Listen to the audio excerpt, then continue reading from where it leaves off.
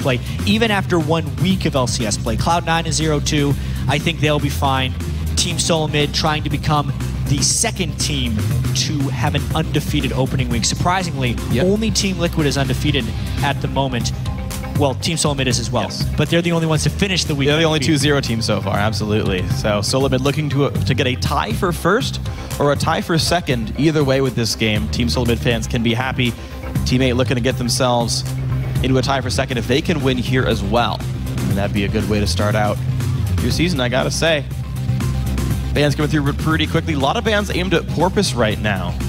I wonder if they can test this champion pool very well, but overall, these are not surprising bans. I want to see something crazy in the top lane today. We know Cali Trolls is usually free with his picks and item choices. He loves Iceborne Gauntlets, so I'm going to say Cali Trolls is going to build Iceborne Gauntlets on something. Likely true. But I want to see Hecarim top from Dyrus. Yeah. He's been playing so much of it in solo queue. And I ran into him earlier. I said, hey, what are you going to play in the top lane? He's like, I don't know. Why don't you check my solo queue? So I did. You did. And he's played a lot of Hecarim. We'll see if he's lying. Hopefully he'll do it. Lissandra goes away. So a lot of conventional top laners banned away. It takes about half the champion pool out of this one. Sorry, half the bans are aimed at that lane to a certain extent. And teammate get first pick. Now, I think of all the unconventional tops, if you're going to pick one, you save it for later. They grab the Sivir, so there's one off the list. So far, they have checked the box saying, we understand some picks are contested. They do leave up Gnar, though. Yeah, this time, though, Jarvan is already banned away. And it's my opinion that I don't think Cali Trolls is going to play much Gnar this split. They left it up with Jarvan last time. He loves to play the unconventional champions. He's gone on record saying that he wants to make top lane a more exciting lane to watch. Yes. Tank Gnar doesn't really accomplish those goals. I've seen a lot of Nidalee from Yerkes in the mid lane. Yeah. It was banned yesterday by Cloud9. I don't know if they would pick it early. I feel like that's something they should wait on, especially since they're red side.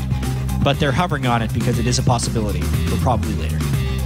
And there is the Gnar hover as well, and I think TSM would be happy to lock this one in. Hop off the Nidalee. Yeah, okay, sure. Not a big surprise. Teammate are well suited to start a team fight. That said, Gnar will threaten Sivir in those very battles, and that can stymie slightly what the champion's going to do. Morgana Gnar does come in, so the ability to counter-engage very strong already with TSM. Yeah. No Hecarim top from Dyrus. He disappoints me yet again, but we'll see how his Gnar play goes down. Interesting that they are picking the Morgana so soon. Yeah.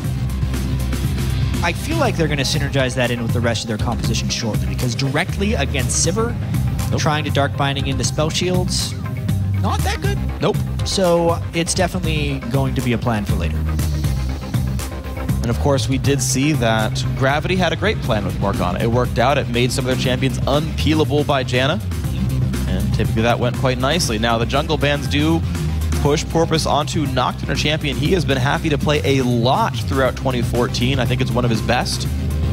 I kind of do want to see him keep in this one because I think the comfort will help. And it fits what this comp wants to do, by the way. Sivir, Nami, Nocturne, they all press R, you all run forward. And whatever's backing this up is going to be putting out a lot of damage. Nice. So now TSM's got to be willing and ready for that dive to be able to counter it. They show the Nocturne and the intent of their composition fairly quickly. Now, with that being said, when Porpoise was playing Nocturne a lot in the challenger scene, he would build him a variety of ways. True. Whether it be the full tank Nocturne if he was the only one who can go in, or a higher damage Nocturne if he had a friend to pile in with. It's his way of not giving away too much with the Nocturne. All right, interesting that they do save the rest of their solo lanes, though, since you know Gnar's top. Like, you don't typically have to save that pick unless it's going to be one of the Cali Troll specials where he brings us something that no one expects to see and it warps the team comp. LeBlanc and Rengar coming in, though. No surprises there. I'm a little surprised that they picked them now, as we were saying. The bottom lane is shown by Team 8. So unless... I'm really struggling with this one. Well, here's my thought. LeBlanc could be a contestable pick, for one. Yes. So that's the reason you pick LeBlanc. You pick Rengar at this point to hide AD carry. And the reason I think this is because, so TSM last game played Jinx. Jinx is the champion that's susceptible to getting dived, right? They grabbed early Morgana because Janna's gone. It's the only other, I guess that and Thresh, they're really big peel supports. Yep. TSM seems very happy to build themselves around Wild Turtle. He was carrying them on Tristana in the playoffs. His Jinx has been good so far as of yesterday. If they keep playing hypercarry ADs, they want to make sure the lane matchup's okay though, or the mid laners and top laners that might be threatening him aren't going to be too scary. Maybe that's the way you go about it. Yeah, well now they get the whole picture from Team 8. It's nothing surprising, actually. They got a bit of a ball delivery system, Nocturne plus Ori, a lot of move speed, a heavy amount of dive. I'm wondering where the synergy of Team Solomid's composition is going to be coming in here. Because at the moment it's a couple assassins, a Morgana, Gnar in the top lane.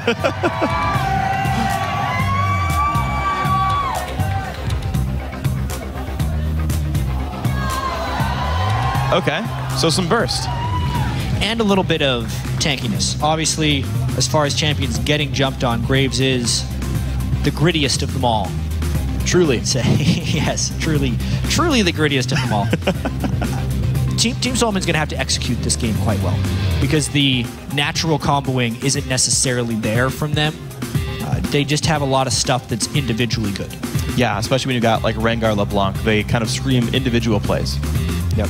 Which, against a team like Team 8, who looked quite unorganized yesterday against CLG, could be a recipe for success. And especially with how Bjergsen played yesterday, crushed high, then put the game on his back, and everyone else followed up quite nicely. Why not give him that individual playmaker? So TSM, they've got some team fight power, but a lot of ways to, again, exert individual pressure themselves. Team 8, very team fight, very dive focused, 2 ways to do ball delivery, a tidal wave to follow up, and then you hope the damage is high enough. Obviously, Loco Doco has picked his team composition for Team Solomid. Matthew Schneider has picked it for Team 8. Shake hands. As we're about to close out week 1 of the LCS. It's going to be the finale here for the weekend. I do have to say, it didn't happen again. They managed to pick a comp, referring to the CLG game for Team 8. Sorry. That's true. It's a 8-minute-old reference, but they managed to, I think, put together a reasonably good team composition. Yep. Didn't give away too many contested champions, and they're going to have a fun time in this matchup. Guys, it is your time at home to weigh in this game. Who do you think is going to win? Tweet hashtag T8win or hashtag TSMwin to @LOL Esports over on Twitter. We're going to update the fan poll shortly. Keep that going throughout the game. And the crowd is ready to go. Game 10 of Week 1 of the NALCS. Can TSM reach for first place? Can Team 8 keep themselves out of the bottom? We're going to find out. And also, we're going to see any type of lane swapping right here. We've been seeing a fair bit of it in the last few games and a lot of scouting wards. Team Solomid did not have a good open to their matchup against Cloud9. They were out lane swapped. They're going to want to improve their early game because their mid game and team fight execution was very strong. So if there was anything to work on last night for TSM, it would have been a solid early game plan. Let's see what they have ready to go. Right now it's invading in the jungle. They know that ward's down, and they don't clear it in time. They really know the purpose is there. TSM happy to go for the 5-man invade. They actually ping back. They've got wards that spot that the invade happened from Team 8 on the other side of the map. It looks like both teams will get plenty of vision coverage over the western and eastern jungles. Lane swap scout ward, as we usually see, if a lane swap is at all suspected. And now I wonder how the jungling is going to be done. Or if we see a lane swap at all now. Team 8 ends up sending their lane top. Maple spotted. And TSM will allow themselves to walk into the bottom lane. Now, both teams will be there in time, of course, to build a freeze for themselves. The one thing I do want to caution is that Dyrus is much better suited to sit in a 1v2 lane and absorb experience and gold than Calitrolls is by being Gnar. True. How much double jungling will happen here? That's really the last question we have for this early game. Prior to the Waves meeting, TSM had a very slight edge because they were the only ones that knew for certainty that the lane swap was happening. Team 8 was operating under a set of assumptions, but they assumed properly with the double jungle start. The mid laners so far trading equally. Here's a pretty big difference. Santorin is solo jungling after the double gold, whereas Dyrus is holding in the lane against Sim. Yeah. Exactly. Well, Dyrus is taking plenty of damage, though. Dodo, I didn't see what skill he started. He did start with the heal, so he doesn't even have the CC to really punish the fact that Dyrus might look for CS here. I'm a little surprised Dodo started the game with W. He should never skill up before he sees an opponent. The W, while it can harass well, I think if you're really trying to shut someone down at the start, slow him down for a few seconds. Could be. I guess I can see an argument because it is harass. Sure. Harassment base, and they're really just trying to get him low for when they level up again. And you're not going to land more reliable harass than the double. That's fair. So, okay. I think that's fair. Okay. The double jungle continues. Level 3 for Porpoise. Level 2 for Calitrolls. They're running to the top lane 4 men up here. And here's the interesting thing. Aurelia actually has the red buff, whereas Porpoise has the blue buff. Oh, cute. So double teaming with a few buffs here. They're going to want this. Dyrus has no health. Bubble's going to miss. Aggro pulled by Dodo, runs away with one more turret shot. He's going to get away just safely. The flash virus gets feared. Porpoise going to grab the kill. Great start for Team 8. Nice flash follow right there by Team 8, and a pretty questionable decision there by Dyrus. Lane swapping is one of the oldest tricks in the book for a very experienced player, and to stay that long as an under-level Gnar without support backup, less point needed to be there, or Dyrus needed to have his flanks warded. Otherwise, he's going to give up first blood like he just did. And he boldly teleported back into the lane. I've seen games where you TP back in and die right away, and the team stays for you. Thankfully for Dyrus, not the case. What I really enjoy about that, by the way, is it exemplifies the metagame of lane swaps, in that everyone has assumed like rules around how you play one. Teammates cycled all the way back to, well, yeah, Gnar absorbs XP, he's ranged. So shove in and dive in 4v1. That was the old school version when people stopped going to lanes. Absolutely. Speaking of lanes, Centaur coming gank. Did he land the root? Yes, he does. Lucy locked in place, gets slowed down. A little bit of damage for his flash. Could even talk about that lane swapping meta a little bit more. While, yes, it's smart to have the wards up there, a lot of teams have been able to get away without it because so much of the default is just both sides freezing and not even attempting dives, and support's actually going and roaming and trying to gank mid, and junglers trying to gank mid, not necessarily about trying to gank the solo lane dude, because he's probably not even under the turret anyway. But the instant Dyrus tried to counterplay that a little bit by saying, okay, if you're only going to have an 80 carry here, I will lane against him as Gnar, which I think was the initial plan when he decided not to continue with the double jungle, because the expectation that Team 8 was going to roam with Nami, and I know we're getting really nuanced right now, but that's what lane swaps are. They're one of the most nuanced and complicated things about League of Legends.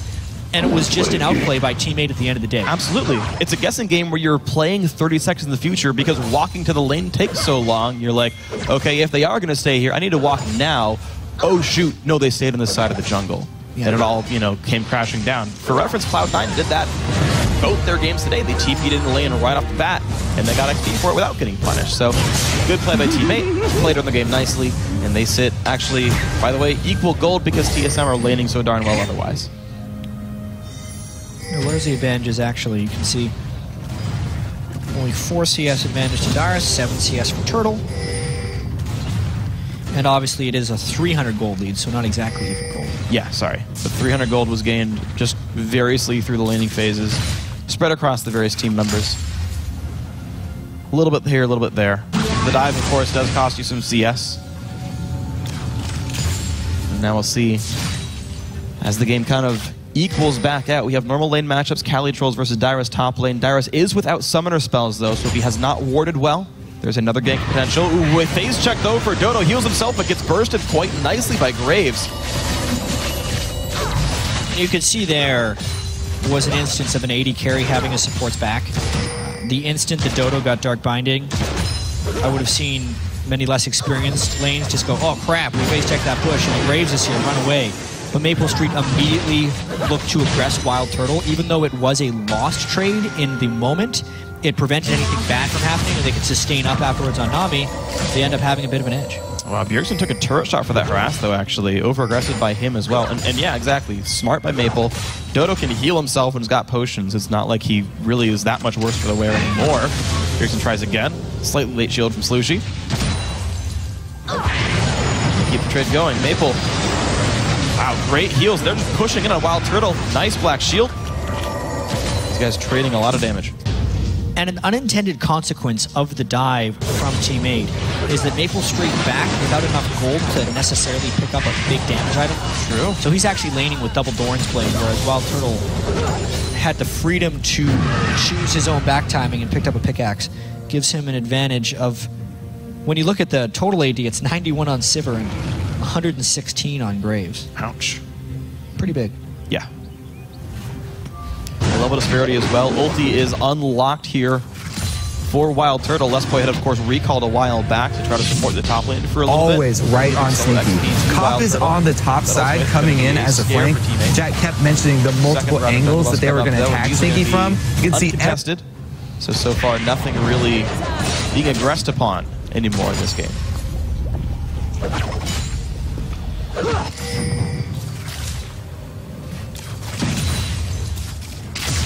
You can also see Santorin looking for his first gank on the feared NA Rengar, but he is a European jungler who, as we've seen, have actually had a little bit of success on Rengar as he's coming to the North American LCS. He'll be looking to gank for Bjergsen, and I really wonder how much the fear of Rengar will factor into the way Team 8 plays these lanes. And keep in mind, Slushy's flashless for a minute. This is around the time that Bjergsen aggressed onto high yesterday. He got the blue buff, started playing aggressively. Well, the blue's up. Santorin's starting it. Flash is down for 30 seconds more. This is the window that TSM would probably want. I actually like the interaction of Nocturne versus Rengar until Rengar gets off his first game, because he's one of the other junglers who follows very similar rules. Actually. Oh yeah. One of those guys you can't necessarily ward, can gank easily through the lane, and you're always trying to counter gank. So watching Santorin and Porpoise play against each other, knowing that they're probably not going to spot each other, and just reading the lanes and the posturing to try and guess the gank is pretty fascinating. And there's even extra bits thrown into the mix just to kind of add to the complexity. Porpoise got first blood. His upgraded jungle enchant's already here. He even went Stalker's Blade. So the actual combat power of Porpoise Pops, I would hazard, is higher. Maybe even furthering the threat of a counter gank if Santorin went aggressive here.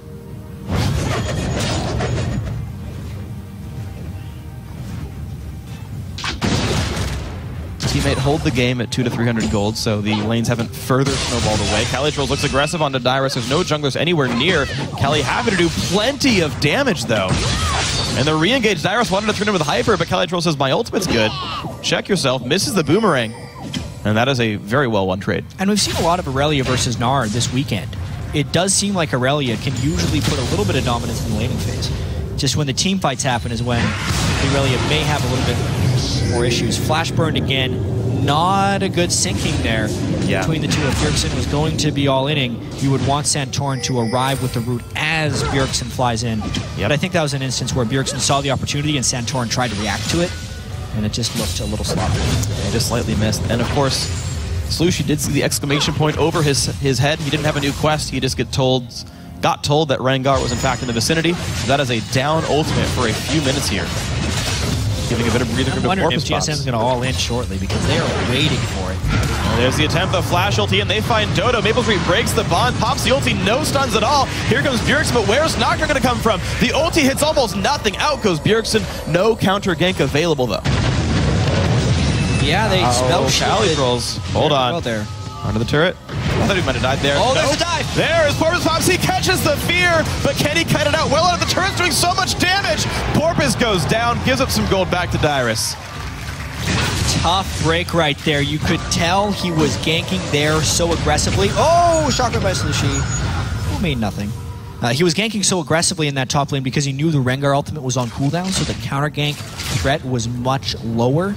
But it ended up being so aggressive that he dies to the turret. Still is worth it, of course, with the assist gold and whatnot, so I can't fault Porpoise for the plays, but Dyrus is the only guy getting picked on. It does put Calitrolls ahead here. It's a 1-0-1 Aurelia. It's a pretty good place to be, I have to say, especially considering this is supposed to be this counter matchup. He's winning in the 1v1 as well. TSM might need to skirt around the fact that Calitrolls can leverage a top lane lead.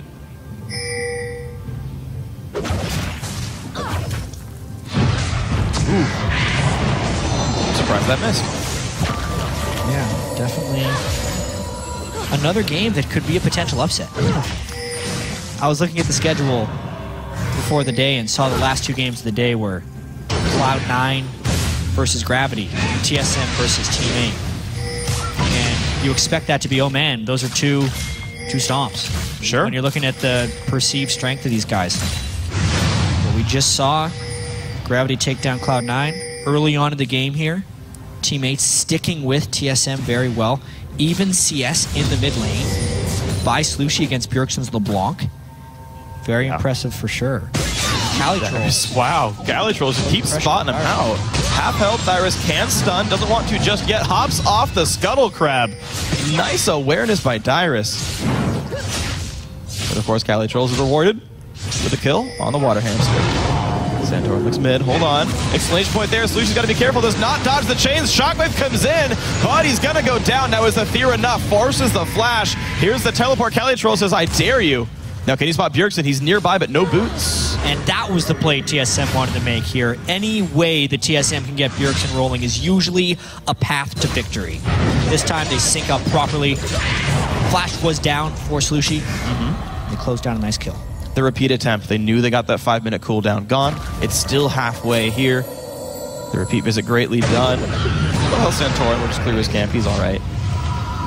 He stays with the Trailblazer as well, by the way, really wanting the jungle clears. Rengar is one of the types of champions who doesn't really have an issue getting on top of you. And he will not need assistance from the Chilling Smite. And on top of that, you really want to remain at full health on Rengar. That's true. The Ranger's Trailblazer will help slightly for the clear speed and the health. So, seeing the items varied up for these guys. And it's really just been a game around the big ulti cooldowns of the junglers. Corpus's is back up. He doesn't even have to head off the blue buff to Slushy, so he is enabled anywhere on the map. And I actually wonder, seeing Orianna over there, do they guess that Nocturne's topside? Nope. They see him. Don't have to guess. They could know. They do know. Clears that ward nicely with the Raptor buff Smite. Yeah, this definitely seems like a game that's more and more about the mid lane. Bottom lane is slowly winning for TSM. I think they're content with that one. Yeah, good on I wonder them. if Teammate's going to try and snowball Maple a little bit, knowing that mid lane is starting to go the other way. They've already got Calitrolls ahead, so really at this point it's about Teammate trying to get a second winning lane. If they can get bottom lane, maybe it puts them in position to win. Yeah, they've got one each basically.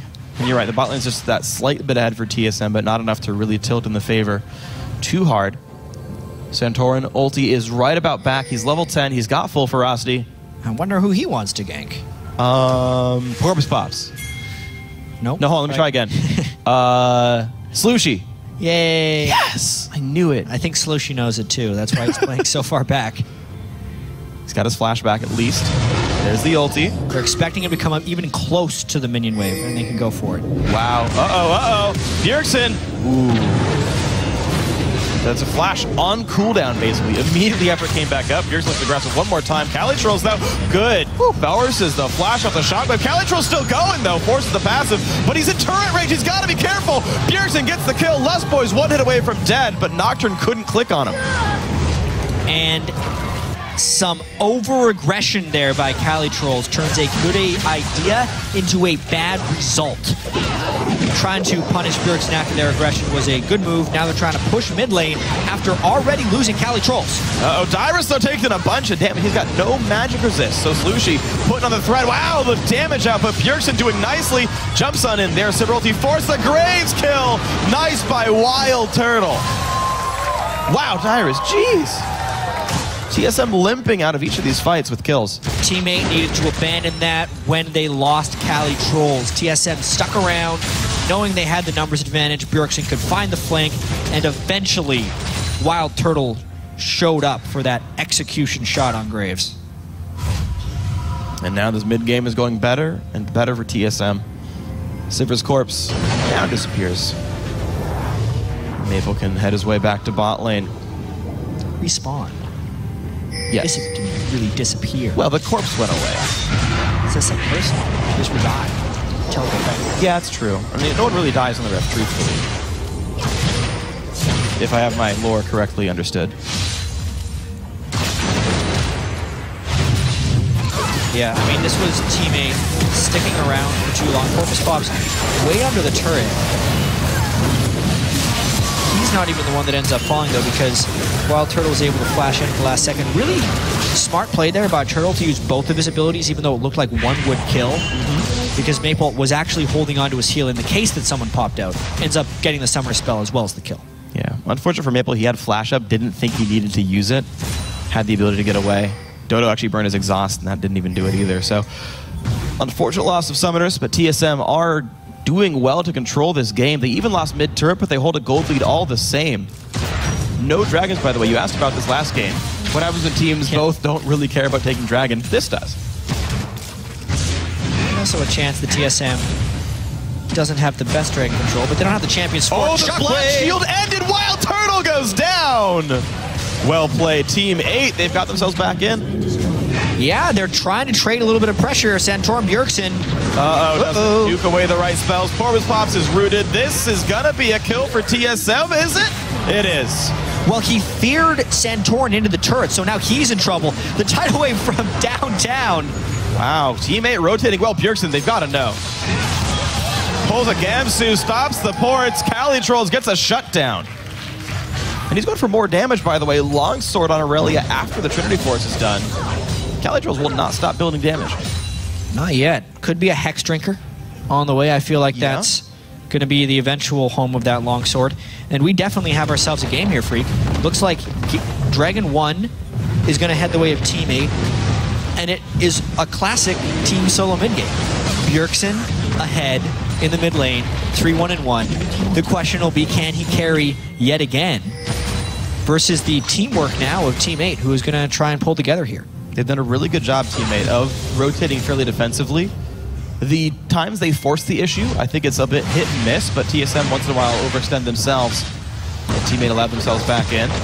Outer turrets traded on opposite sides of the map, and Team 8 hold once again the tiniest of gold leads. Elytral spots Santorin. They've got the slow flashes in, gets another slow. Santorin's got nowhere to go. Great shockwave, and another kill. The forces happen. Santorin, I think, was trying to bait there for Bjergsen. Bjergsen was waiting in the lane off to the side, but there were too many people on Team 8 for Bjergsen to be able to safely get an assassination out. And they just pick up another kill, as well as secure the blue buff. Yep, barely. Maple got it just a quarter second before the Graves ulti stole it away. Nice try by Wild Turtle, level 11 Graves. He has an Infinity Edge for himself. Maple still has not been able to buy that, just now gets it. But 500 gold difference on those 80 carries. Thanks to those last couple of team fights, he got a couple of assists on himself, and Maple caught up in gold, but he was down 40 minions and a couple of kills early on, but mid-game has gone teammates' way. And they have the easy to execute 5v5 comp too, keep in mind. Like, you get out of the laning phase, teammate presses R and walks forward, pretty much going to work pretty well. You got to be a little careful not to overcommit into a Morgana ult. True. And also when they run forward at full speed, it makes it easier for Bjergsen to sneak in behind them. I mean, we were mentioning during Champion Select, the Team Solomid may have some issues finding the right synergies for this team comp. Because, yes, Santorin and Bjergsen can be some nice assassins. They have Gnar for the team fights, potentially Wild Turtle for some team fights. But there's no Womble coming going down here. There's no incredibly strong split pusher. They need Bjergsen to carry this one, and you can see it in his item build as well, already with that elixir. But he's not here for this mid lane dive. There's a flank from Dyrus, though. Teammate might be in trouble. It's going to be pretty tricky. Calico's forced to run away. The stun's going to land for Morgana. Now can they zone everyone else back? Santorin is low. Maple Street helps that one. Dodo, though, getting exploded in the back lines. Nice job with the support, as well as Bjergsen joining the fray. And now they go back in towards Dyrus. He's going to flash away from the fear. Calitro's bound up. The shockwave for 2! Beautiful by Slushy. Wow, so they get collapsed on by the flank, but still come out on top temporarily. Bjergsen trying to make it into the fight. Ooh, Calitro's got him from dead. Got him. Bjergsen, nice. And the bind as well onto Maple. He's going to stay alive. Nobody saw the end of that fight. Bjergsen played it perfectly with the kill onto Aurelia. But really, very, very close game. After that one, Bjergsen comes out with even more gold. But teammate comes out with the win, honestly. They get 2 kills as well as the turret. And they kind of tested the waters there. What happens if we run headlong into the turret and get flanked? Sure. By Gnar and LeBlanc. Right here, I mean, Calitrolls commits so hard, but actually avoids taking turret shots, if you can believe it. Just the work he did by himself, taking 3 people near half health, was impressive. But really, the story of this fight was on the backside. Dyrus and Bjergsen flying in, and just the collapse that could potentially happen afterwards. Everyone thinking they were in safety until Slushie lands this awesome shockwave. He left the Orianna ball just tucked behind the wall, so it was but a short move to get in range for that shockwave and catch TSM off guard. I gotta say, one thing that is strong about Teammate, and especially champions like Aurelia, whom I really like in team comps right now, is that they are able to pivot really well. We talked about pivoting during champion select and editing your team comp, but pivoting during team fights, when you have these hypermobile assassins, champions that can actually do things when the first wave of cooldowns go down. Right? Nocturne joins into the back line, Dodo adds some slows, Slushie saves his shockwave and isn't blown up first. This second win for Teammate allowed them to come back into the fight even after Bjergsen picked somebody off. Blue team's turret has been destroyed. Now, that man himself is split pushing bot lane. Of course, a great duelist on LeBlanc means he can push. And Team Solomid is trying to use Bjergsen as their split pusher. They know that LeBlanc can probably win an extended 1v1 against anyone. And Teammate needs to make quick work now that they know they don't really have an answer for him either. They send Calitrolls back. And they get a turret. One rotation there by Teammate. They trade top lane tier 2 for the bottom lane outer that Bjergsen was happy to push. Unknowingly, Teammate was already headed top lane. The map movements are so much better for Teammate. This game was, and has still been, incredibly close in gold. And actually, hold on, Bjergsen with his Sorcerer's Elixir, destroying the outer turret himself. There's Calitrolls, gets a slow. Nice juking right there. Help, there's Nocturne. The tidal wave off on the side. Bjergsen gets away. They fake the black shield. They commit to it. They realize it's not the real one, though. Dodo goes in. He bubbles Santorin. Lustboy goes down without the stun from the Soul Shackles. Calitrolls force the team away. Dragons in 30 seconds. TSM just had to tuck tail and run away. Some great initiation from Calitrolls to get Bjergsen to half health without taking any retaliation. Once the main threat of TSM was out of the fight, you could see how recklessly Teammate was allowed to be. Just with the general goal distribution, unless Dyrus is in Mega Gnar, there's no threat there. And that's a bad sign for TSM. And no front line on the disengage, a bit unreliable. I know Janna was banned, I believe, but hold on though. This fight, Dyrus gets a bubble, gets spell shielded, I believe. And as the shockwave is gonna catch 2, Bjergsen, one hit from dead, make him go. Wow, double down kill. Goes Rengar, Porpoise Pop staying alive. Slushie's running out in the back line, out goes Wild Turtle. Yep, lights out for Wild Turtle. Dyrus now stuck against the duo lane. He's gonna be dying, I've got to assure you. 4 for 1, Teammate now up to the inhibitor turret.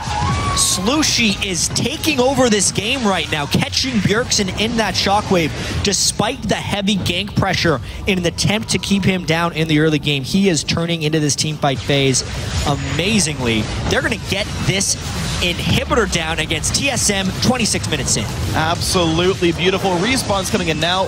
Ulti's up for Santorin if he wants to go aggressive here. I can't imagine they want to, but keep in mind, health bar's low. TSM can rush something off the Nexus. Yeah, maybe they try and go and get that first dragon.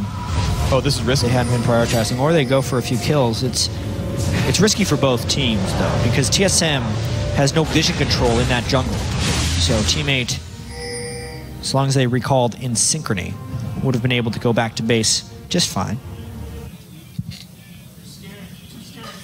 It was scary. It was scary.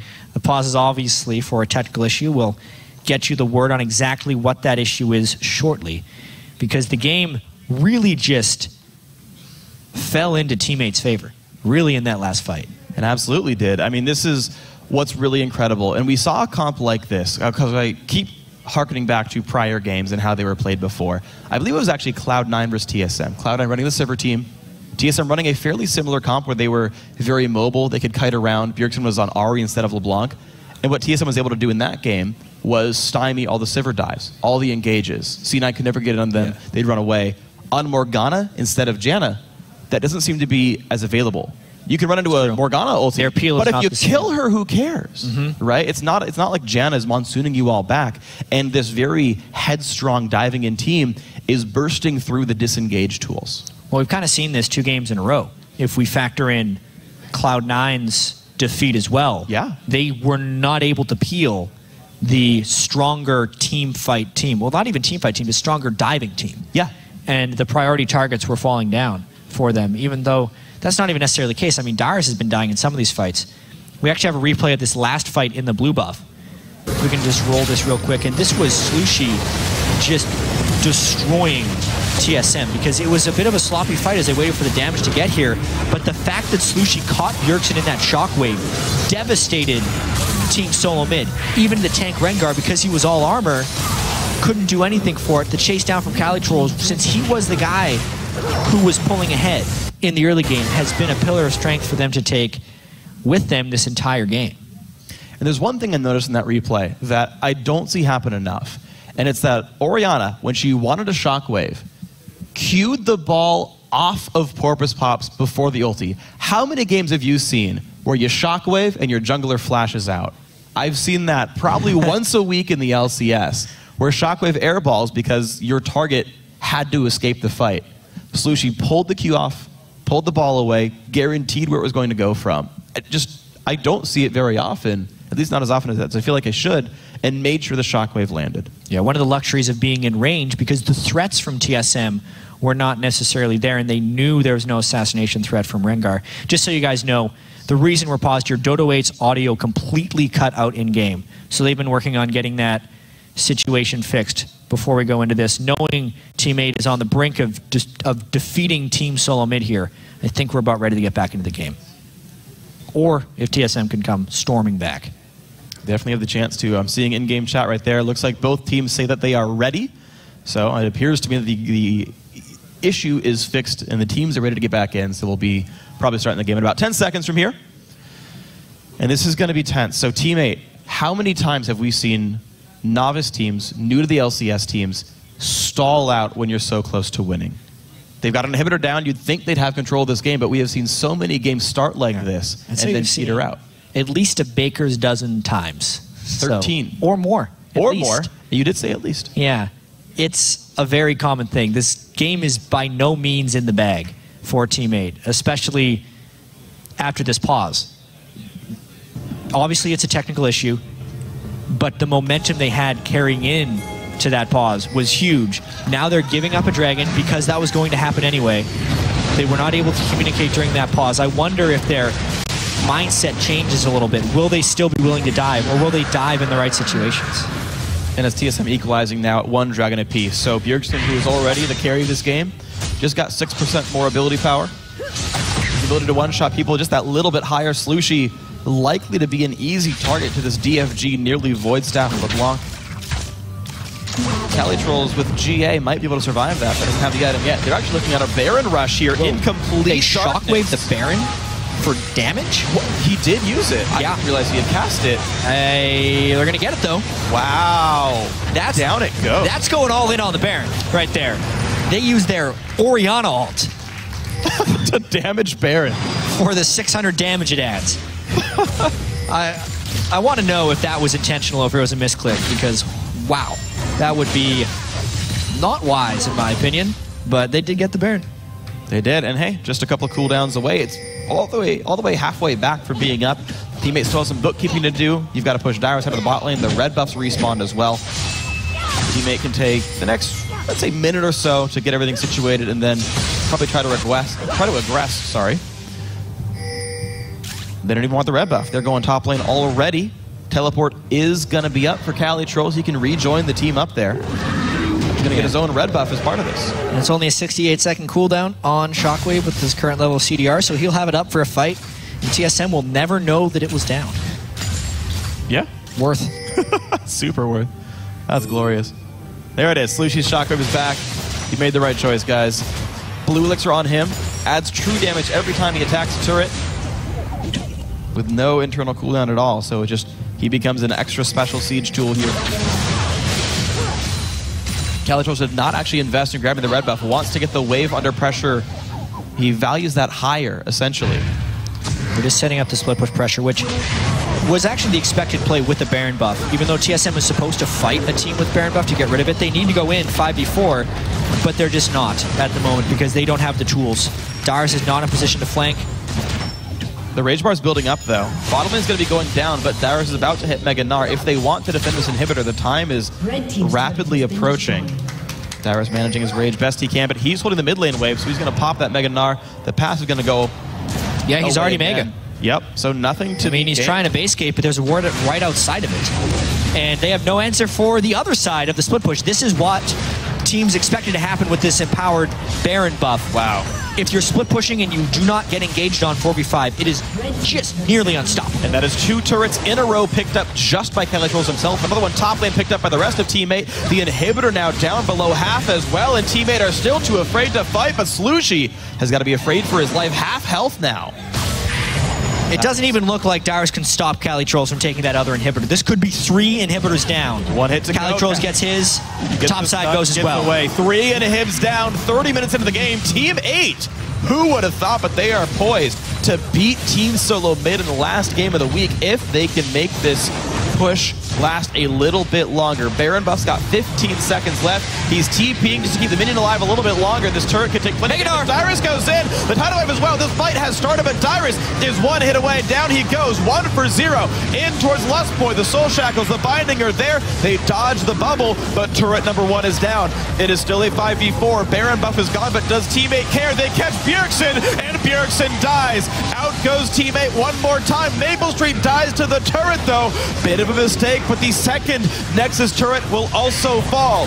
4 versus 3. The re-engage. Wild Turtle dies. 2 members left of TSM. The Nexus is falling. Would you believe it? Team 8 take down Team Solomid. In a completely unexpected result. There's only 1 undefeated team after 2 games apiece in the LCS. Team 8, after falling yesterday to CLG in what they called a very poor pick ban phase, recovers here. Takes down Team Solomid in 31 minutes. 8 teams in the North American LCS are 1-1. Yeah. A gigantic 2-way tie, or tie for second, I should say.